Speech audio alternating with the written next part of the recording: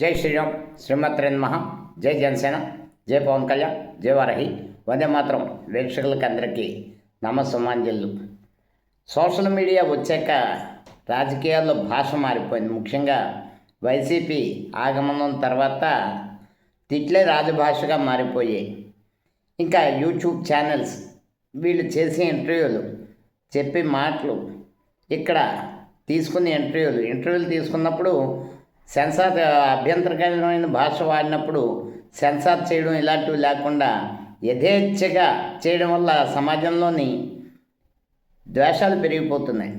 ఎలాగంటే మొన్న మచిలీపట్నంలో ఒక ఆర్ఎంపీ డాక్టర్, వైసీపీ అభిమాని, పవన్ కళ్యాణ్ గారిని ఉద్దేశించి ఆయన ఏం మాట్లాడాడో తెలియదు కానీ చాలా అభ్యంతరకరంగా మాట్లాడి దాంతో మండి జన సైనికులు అందరూ వెళ్ళి తాగుకొట్టి చెవులు మూసారు. ఇది వాస్తవం కాదు లేదు అని మనం ఇక్కడైతే యథేచ్ఛగా మన జన సైనికులు తెలుసుకోవాల్సింది ఏంటంటే, తెలుగుదేశం కార్యాలయం మీద 200 మంది పైబడి వెళ్ళి దాడి చేస్తే వాళ్ళ నాయకుడు ఏమంటాడంటే, నా అభిమానులు నన్ను ఏమన్నా తిడితే బీపీ పెరిగిపోతూ అందుకని దాడి చేశారంటారు. కానీ పవన్ కళ్యాణ్ గారు అలా కాదు. ఆయన సిస్టంలో లోబడి పనిచేయాలి. ఎవరైనా సరే చట్టం పరిధిలోనే పనిచేయాలనుకుంటారు. చట్టానికి అతీతంగా పనిచేయాలని కోరుకోరు. పనిచేస్తే తక్షణం చర్యలు తీసుకుంటారు. అయితే ఒకటి నేను చెప్తున్నా మన జన సైనికులకి, పవన్ కళ్యాణ్ గారు అనే వ్యక్తి ఒక శిఖరం. ఆయన్ని తిట్టేవాళ్ళు ఆ శిఖరం ముందు అగరొత్తు వెలిగించే అగ్గిపుల్లతో కూడా సమానం కాదు, అంత చెత్త. వాళ్ళ మీద మీరు చట్టపరంగా తీసుకోవాలి కానీ చర్యలు అనవసరమైన దాడులు చేయడం అది లేదు. ఎందుకంటే సాక్షి టీవీ చూస్తాం మనం, వాళ్ళు చేస్తే అభిమానులు చేసిన దాడి, మనం చేస్తే జన సైకోలు చేసిన దాడి. ఇంత దౌర్భాగ్యమైన పరిస్థితి ఇంకా ఈ రాష్ట్రంలో సాక్షి మీడియా ఎలా రన్ అవుతుందో నాకు అర్థం కావట్లేదు. గతంలోని తెలంగాణలో నాటి టీఆర్ఎస్ ప్రభుత్వం వచ్చిన వెంటనే ఆంధ్రజ్యోతి, ఈటీవీ ఇవన్నీ క్లోజ్ చేశారు. ఎన్ని రకాల ఒత్తిళ్ళు వచ్చినా ఓపెన్ చేయలేదు. అలాగే 2019 తర్వాత ఇక్కడ ఆంధ్రప్రదేశ్లో ఆంధ్రజ్యోతి, ఈటీవీ ఈ ఛానల్స్ బ్యాన్. మరి ఇప్పుడు ఏ ప్రభుత్వం నడుస్తోంది? ఎన్డీఏ ప్రభుత్వం నడుస్తోందా? ఏ ప్రభుత్వం నడుస్తుంది? వైసీపీకి సంబంధించిన సాక్షి మీడియా యథేచ్ఛగా సత్యాలు ప్రచారం చేస్తాం. దాని మీద చర్యలు తీసుకోవాలన్న ఆలోచన కూడా ఈ ప్రభుత్వానికి ఎందుకు రావట్లేదో ఆలోచించట్లేదు. ముఖ్యంగా సరే సోషల్ మీడియా వచ్చాక మైక్ ముందు పెట్టి అడుగుతాడు. అడిగితే వీడు ఏకపాత్రాభినయ, వీడి జేబులో 10 రూపాయలు ఉండవు, వీడి సొంత కాలం మీద నిలబడలేడు, వీడు రాష్ట్ర రాజకీయాలు, దేశ రాజకీయాలు, అమెరికా రాజకీయాలు కూడా శాసించేస్తాడు. పిఠాపురాన్ని పవన్ కళ్యాణ్ ఏం చేశాడంటే, వాడు మాట్లాడి పేలాపనలు వింటే చంపేయాలనిపిస్తుంది. కానీ మన పరిధిలో లేని అనిస్తుంది. పిఠాపురానికి పవన్ కళ్యాణ్ అనే వ్యక్తి తెచ్చినవి ఎన్ని? ఒక ఏడాదిలో 800 కోట్లు తెచ్చిన ఎమ్మెల్యే పిఠాపురంకి ఎవడన్నా ఉన్నాడా?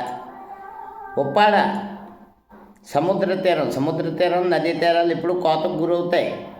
ఉప్పాడలో 70 సంవత్సరాలు బట్టి ఎవడు చేయింది 313 కోట్లతోటి అక్కడ సముద్ర తీరాన్ని కాపాడడానికి నిధులు శాంక్షన్ చేసి ఇంజనీరింగ్ స్టడీ చేసి చేయించిన వ్యక్తి పవన్ కళ్యాణ్. అక్కడ ఎవడో పకోడీగాడు వెళ్ళి ఆ కెరటాల మధ్యన ఇదయ్యి ప్రాణాపాయం నుండి తప్పుకున్నాడు. ఏంటి మాకు ఈ కర్మ? కాబట్టి సోషల్ మీడియా వాడేటప్పుడు మనం సక్రమంగా మంచి భాషతో మనం వాడితే బాగుంటుంది. ఇక్కడ మనకి శత్రువు ఒకలే కాదు, అనేక మంది మన చుట్టూ శత్రువు. మన క్యారెక్టర్ అసోసినేషన్ కానీ పార్టీకి చెడ్డ పేరు తీసుకురావాలని కానీ ఎన్నో శక్తులు ప్రయత్నం చేస్తాయి. జనసేన ఎదగడం ఈ రాష్ట్రంలో చాలామందికి, వాస్తవానికి పవన్ కళ్యాణ్ గారు స్థిరపడడం అన్నది చాలామందికి, ఇతరులకు ఇష్టం లేదు, బయటికి చెప్పుకోలేరు. వాళ్ళు ఇంత అంతర్గతంగా సమస్యలు సృష్టిస్తారు. వాళ్ళు అవసరమైతే వైసీపీతో కూడా కలిసిపోగలరు. కానీ మన పార్టీ లైన్ పవన్ కళ్యాణ్ గారు ఏదైతే, పవన్ కళ్యాణ్ గారిని ఒకడు పెంచేది లేదు, ఒకడు తగ్గించలేదు. ఆయన చరిష్మా ఇవాళ నేషనల్ అండ్ ఇంటర్నేషనల్. ఆయన్ని తగ్గించడానికి ఎవడో పిల్ల పకోడీగాడు ఎవడో వచ్చేసి తిడితే మనం రియాక్ట్ అవ్వాల్సిన అవసరం లేదు. వాడు చెత్త, ఆడు ఆర్ఎంపీ డాక్టర్ అంటాడు. ఆర్ఎంపీ డాక్టర్ అన్నవాడు తప్పతాగి నోటికొచ్చినట్టు పేలాపని వెళ్తాడా? ఇంకా ఇతరత్ర ఇక్కడ ఏదైనా జరిగితే ఒక వైసీపీ కార్యకర్తకి ఓ జనసేన కార్యకర్తలకి గొడవ. కులం సంబంధం ఏంటి ఇందులోని? ఆ కులాన్ని పైకి తీస్తారా? ఏదన్నా ఒక సక్రమమైన విధానం రాజకీయంగా చెయ్యాలి.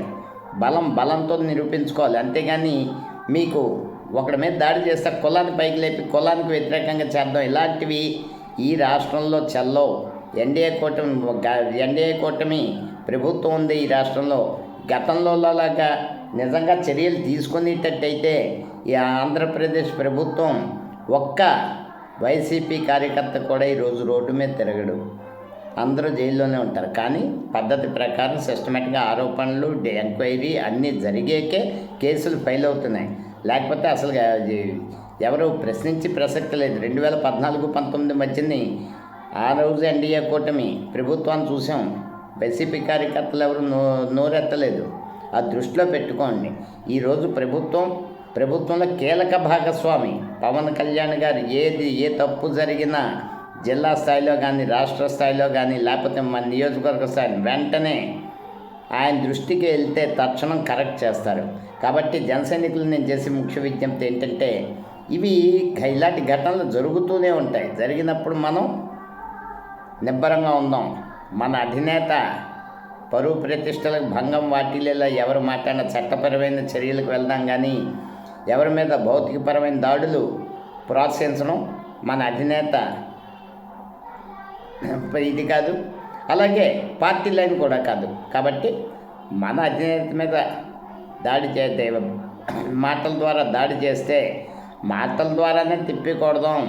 ఆ మనిషిని ఎన్ని రకాలుగా ఇచ్చేయచ్చో ఆర్ఎంపీ డాక్టర్ ఏ కేసులు అటెండ్ అయ్యాడు, ఏ కేసులకి ఏ ట్రీట్మెంట్ ఇస్తున్నాడు, ఇలాంటివి మీరు పనిచేయండి.